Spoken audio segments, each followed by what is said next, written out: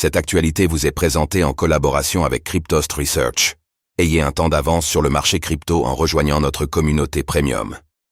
Le FDUSD, l'héritier du stablecoin BUSD de Binance, serait-il à la peine? Le stablecoin FDUSD était considéré comme l'héritier du BUSD par Binance, suite à ses déboires réglementaires de 2023. Mais il semblerait qu'il parvienne moins à séduire qu'à ses débuts, si l'on en croit le déclin de la capitalisation. Comment l'expliquer?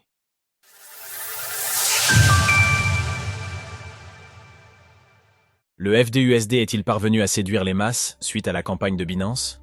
En 2023, au moment où le stablecoin BUSD de Binance battait de l'aile, la plateforme d'échange avait nommé un héritier, le First Digital USD, FDUSD. L'entreprise avait en effet aligné les mesures incitatives, avec notamment les échanges gratuits entre le BUSD et le FDUSD. À l'époque, la mesure avait fait hausser quelques sourcils, le FDUSD n'ayant été lancé qu'un mois plus tôt. Binance misait donc sur un relatif inconnu plutôt que de s'associer volontairement avec d'autres poids lourds du secteur des stablecoins.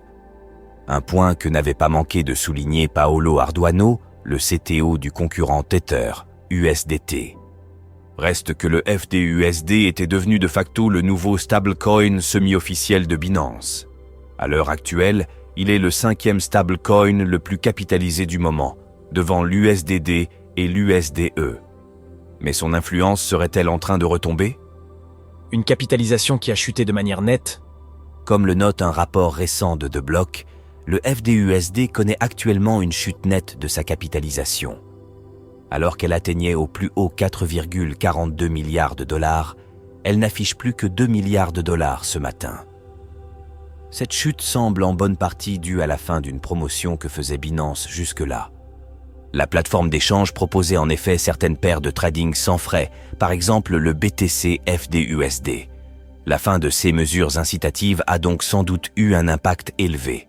À lire également, dans les pages du Daily Mail, sur un panneau de Times Square.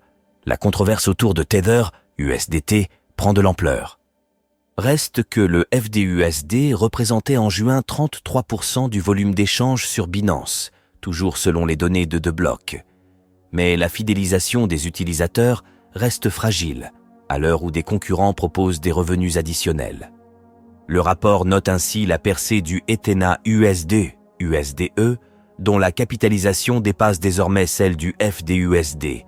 The Block en conclut que pour fidéliser les utilisateurs, la promotion de paires de trading ne suffit pas.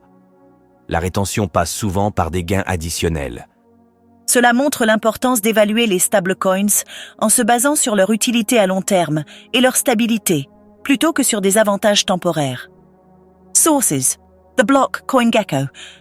Retrouvez toutes les actualités crypto sur le site cryptost.fr.